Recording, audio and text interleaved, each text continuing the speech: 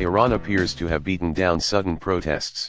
Tehran, Iran. The strength of protests shaking Iran was unclear on Thursday after a week of unrest that killed at least 21 people, with fewer reports of demonstrations as government supporters again took to the streets in several cities and towns.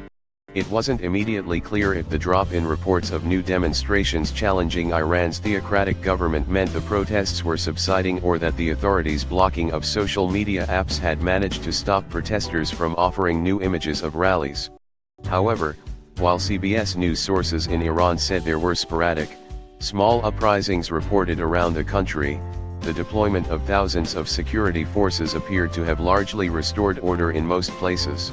Estimates put the number of people arrested during the past week of unrest at more than 1,000, but the government has confirmed only about half that amount of detentions.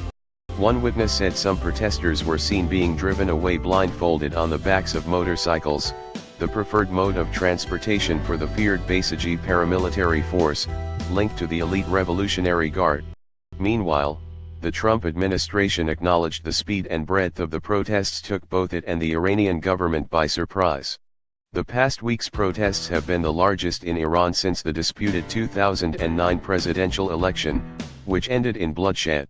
While many Iranians denounce the violence that has accompanied some demonstrations, they echo the protesters' frustration over the weak economy and official corruption. Thousands rallied on Thursday in support of the government in various towns and cities, including in the northeastern city of Mashhad, where the anti-government protests began last week and extended to other cities. State television repeatedly broadcast nationalistic songs and described the pro-government rallies as an answer to rioters and supporters to the riot that appeared to be a reference to President Donald Trump, who tweeted in support of anti-government rallies. Iran is failing at every level despite the terrible deal made with them by the Obama administration. The great Iranian people have been repressed for many years. They are hungry for food and for freedom. Along with human rights, the wealth of Iran is being looted. Time for change. Donald J. Trump, at Real Donald Trump, January 1, 2018. The TV also broadcast footage of similar pro-government gatherings Thursday in the cities of Shiraz, Isfahan, Ardabil, Burjand, and Yasujeh. Meanwhile, a top Russian diplomat warned the United States not to meddle in Iran's affairs and suggested that Washington wants to use the unrest to undermine the Iran nuclear agreement. We warn the U.S. against attempts to interfere in the internal affairs of the Islamic Republic of Iran, Deputy Foreign Minister Sergei Ryabkov told the state news agency TASS on Thursday. Ryabkov also said Washington is tempted to use the moment to raise new issues with regard to the JCPOA, the Joint Comprehensive Plan of Action that limits Iran's nuclear program, including restricting uranium enrichment for 10 years. Vice President Mike Pence said Wednesday the U.S. wants an agreement lasting longer.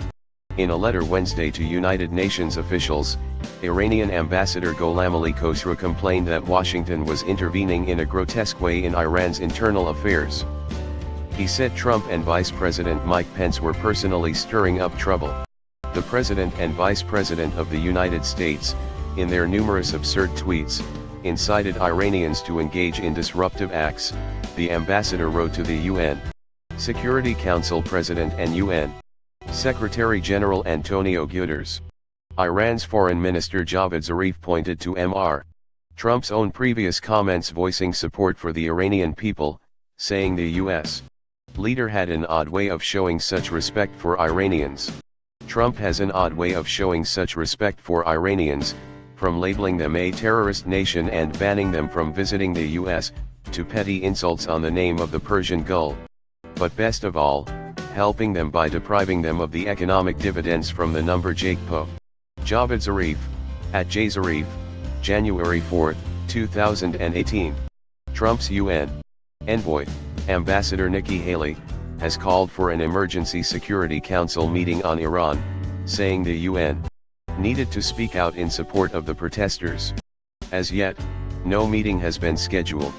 Late Wednesday, senior Trump administration officials acknowledged their surprise that the protests took hold so quickly. "This was not on our radar," said one official, who like the others spoke on condition of anonymity to discuss intelligence matters. The officials said they believed conservative opponents of Iranian President Hassan Rouhani, a relative moderate within Iran's clerically overseen government, started the demonstrations in Mashhad, but quickly lost control of them. That largely mirrors analysts' beliefs. The officials also said internet suppression by Iranian authorities made it difficult for protesters to publish their videos, with an upload sometimes taking the entire day. They said the U.S. government is still looking at its options at helping open up the internet, though no decision has been taken yet.